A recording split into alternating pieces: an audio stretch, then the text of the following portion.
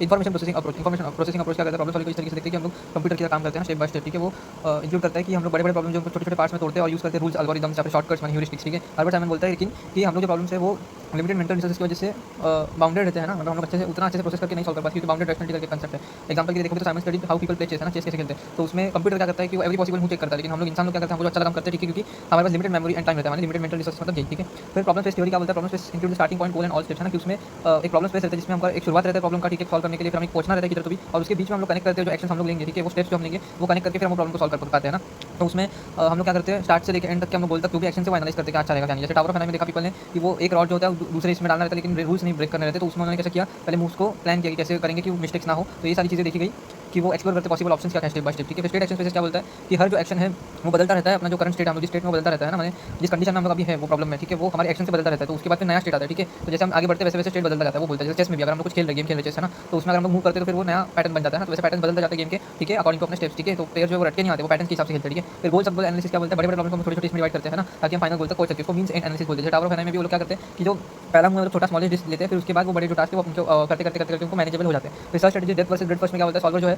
दो main method use करता है, डेप्थ फर्स्ट और ब्रेड्थ फर्स्ट। इसके लिए मैं क्या बोलूं कि go deep into the one path before switching है ना। डेप्थ फर्स्ट क्या है, go deep into one path before switching, माने जैसे आप अगर शादी वादी में गए हो, ठीक है, तो वहाँ पे आप बुके में लाइन में लगते हो, ठीक है, तो उधर कैसा वो जो लाइन में लगते हो तो आप पूरा एक साथ ही सब ले लेते हो, ठीक है, और फिर खा के आप देखते हो कि अच्छा लगा नहीं लगा, पूरी जो मतलब पनीर है ना, जो रोटी सब एक साथ ले लेते हो, सब खाते हो और फिर डिसाइड करते हो वापस से लेना है कि नहीं लेना है ना। ब्रेड फर्स्ट में वैसा नहीं होता, आप लाइन में लगते हो तभी आप हर डिश को थोड़ा थोड़ा चखते हो और फिर आप डिसाइड करते हो क्या लेना है क्या नहीं लेना है ना, माने look at all option before going deeper, ठीक है। तो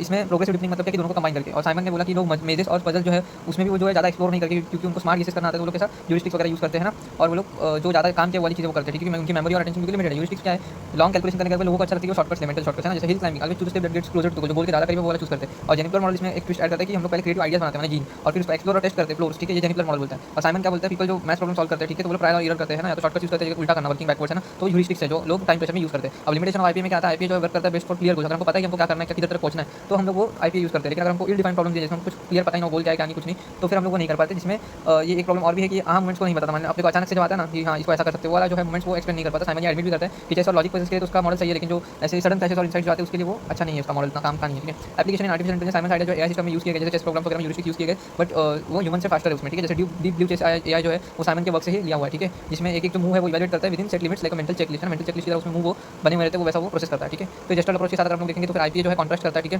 कि वो स्टेप बाय स्टेप थिंकिंग में जाता है, और जेस्टल साइकोलॉजी जो वो देखते हैं कि सडन रियलाइजेशन को भी वो कंसीडर करता है। जेनिफर मॉडल बैलेंस करते हैं दोनों को भी, स्ट्रक्चर भी रहना चाहिए और क्रिएटिविटी भी होना चाहिए, ठीक है। बस खत्म, ऊपर लिखिए उसको जॉइन कीजिए तो आपको ये सारे नोट जो माइंड मैप फॉर्मेट में मिल जाएंगे। और मैंने इधर इसलिए नहीं डाली क्योंकि शॉर्ट्स में उसका लिंक क्लिक नहीं हो पा रहा है, मैंने उधर स्टैंडर्ड सोर्स वाली वीडियो के नीचे डिस्क्रिप्शन में दिया हुआ है, ठीक है। और अगर आपको वीडियो अच्छी लगी तो लाइक कीजिएगा, कमेंट कीजिएगा, शेयर कीजिएगा, सब्सक्राइब कीजिएगा। Thank you.